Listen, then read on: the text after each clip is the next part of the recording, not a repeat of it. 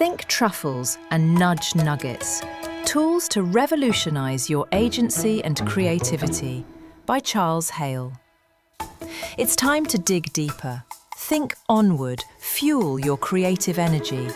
Fuel your ability to create ideas to empower your agency. Realize that your brain is basically a translator. And if mastering your translations to creatively empower your agency resonates with you, then subscribe to Think Truffles and Nudge Nuggets. Let's start and make some new connections.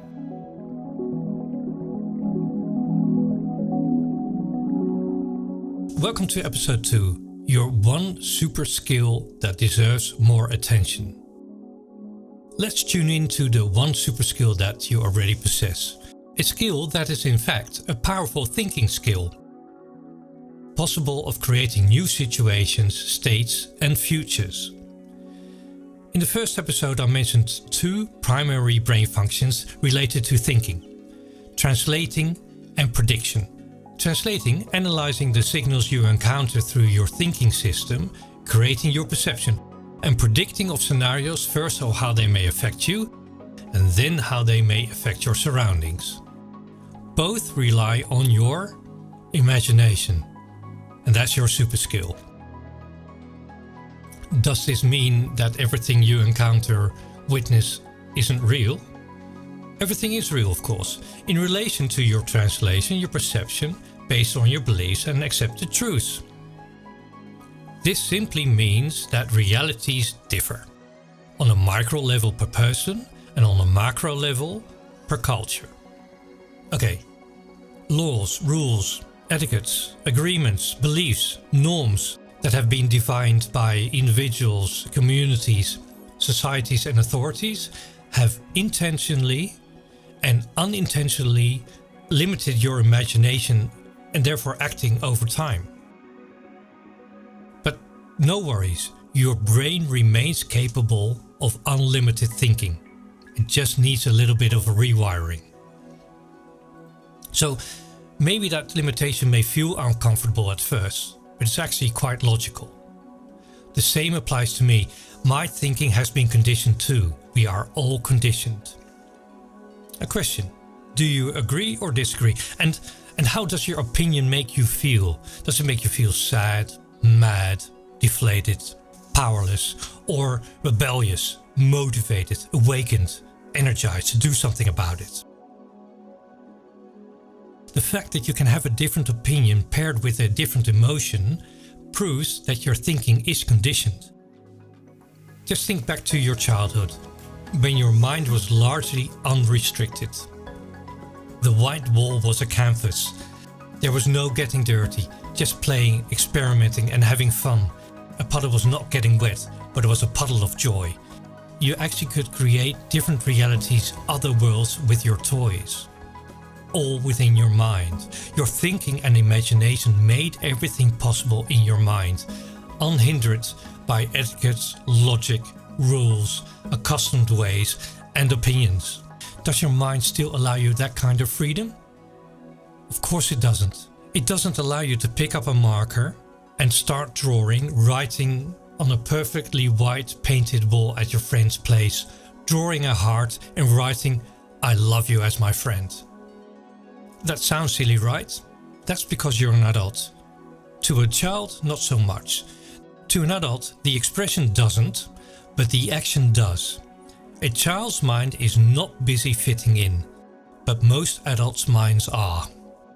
And that's often a good thing, because it doesn't allow you to hit someone just because you're cross with that person. You may feel the impulse or the urge to knock that person out of their socks, but you have learned to discipline yourselves, to rethink and act accordingly. So restriction is not only negative. Okay, not every mind has learned the rethinking capability equally well. Come to think of it, maybe cultivated is a better word than restricted or conditioned. Cultivated is good and sometimes bad. Your mind, your thinking and rethinking system is influenced and cultivated by your upbringing, your friends, education, your partner, society, profession, management and many other factors. this brings me to my first think truffle. Your mind is your own and at the same time it's that of many others. Okay, let me explain. Your thinking system functions on past sense knowledge, acquired data, originated by your experiences and knowledge that was shared by others. Let that sink in. This is one to download.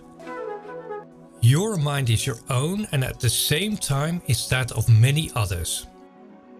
Your mind is a rich database and think system. It processes new data it receives, encounters based on data it has acquired before.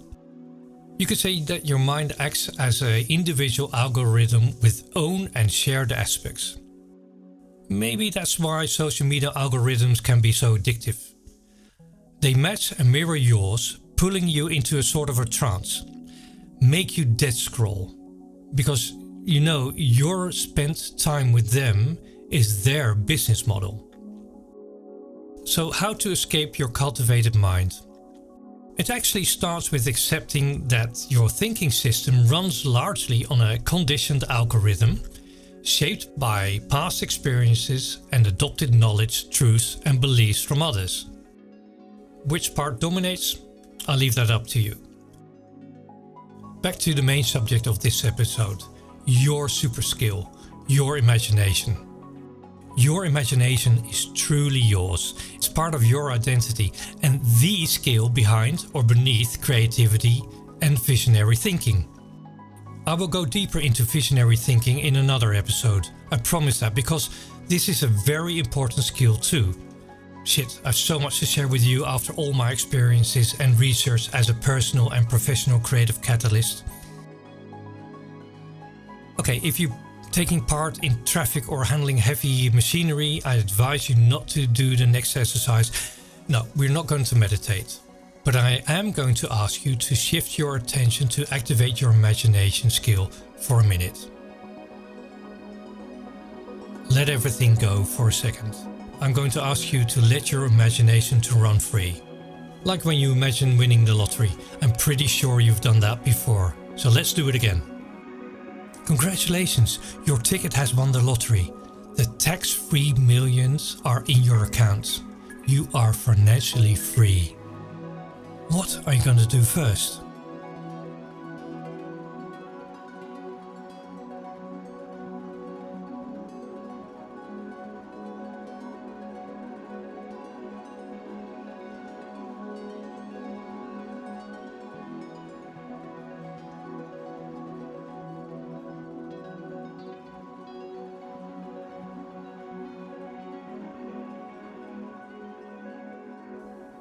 How did it feel whilst you were being in your imagination in winning the lottery?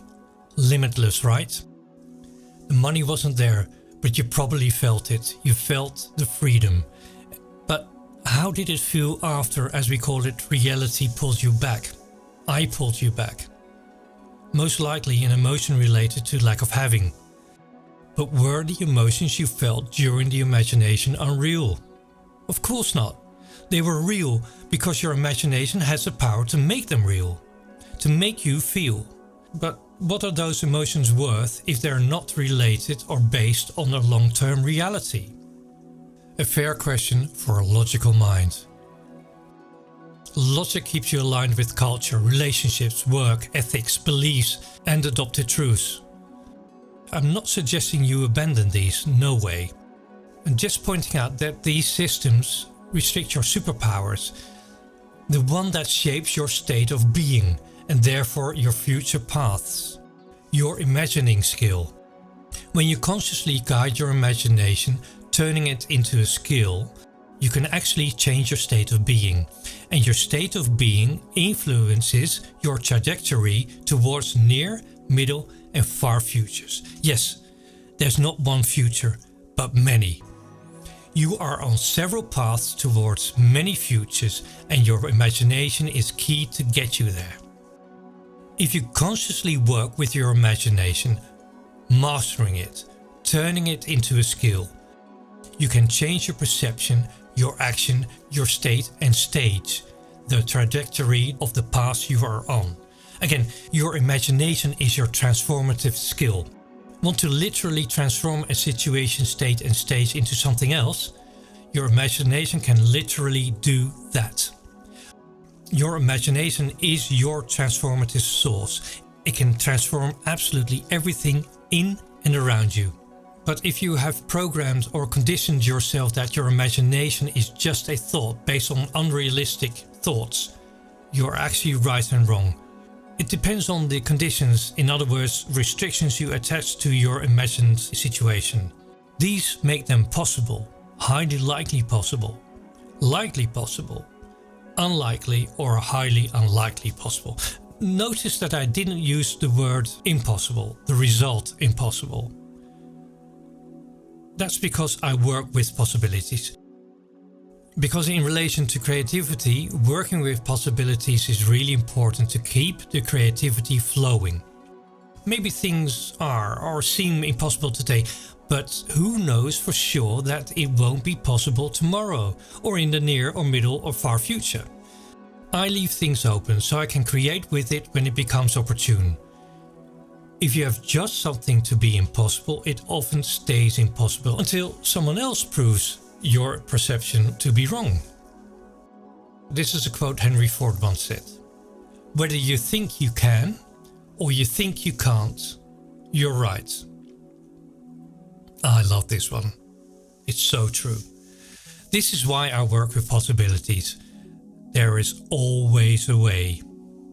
Our thinking systems often make things impossible thanks to lack of knowledge and information, data. You probably know this. All inventions start with imagination and brought to reality thanks to exploring possibilities. If they encounter an impossibility, which can occur of course, they imagine a new possibility, move on and towards their solution. And that's the same with life. Life is not only a noun, I consider it a verb, like I consider the future a verb. They are created on your actions which originate from your imagination and thinking. Life doesn't happen, it's created. Not all within your control for sure. Only your imagination can literally transform your life, your state, your being, your future.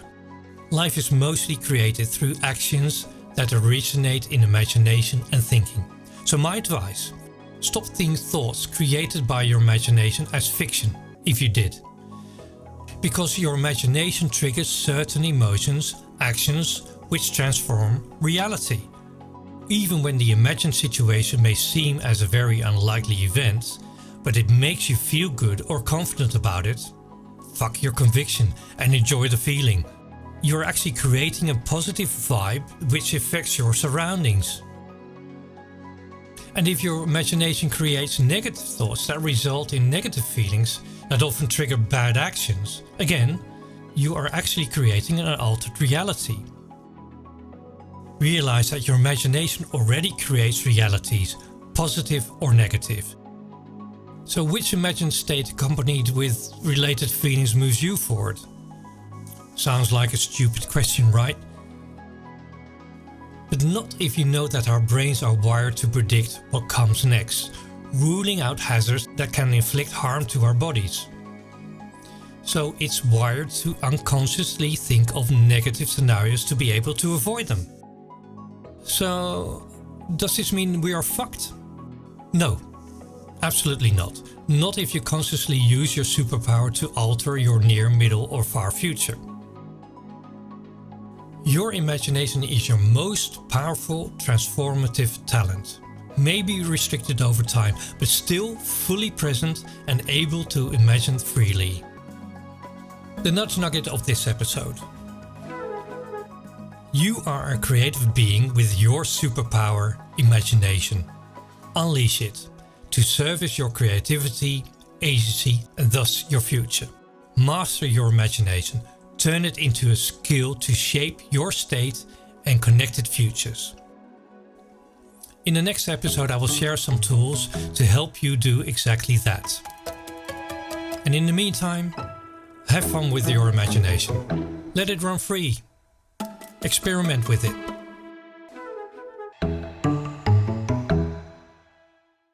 Thank you for listening to this episode about your one super skill. your imagination. I heard Charles promise you 2 things: that he will do an episode on visionary thinking. Sounds like an exciting subject. And that in the next episode, he will give you tools to help you improve and master your imagination skill. Can't imagine what he's going to come up with. I know he's a very busy guy, so when the next episode will be published is uncertain. But knowing Charles's motivation, it won't be too long. My advice is to subscribe to this channel so you will be notified. As Charles always says, have fun.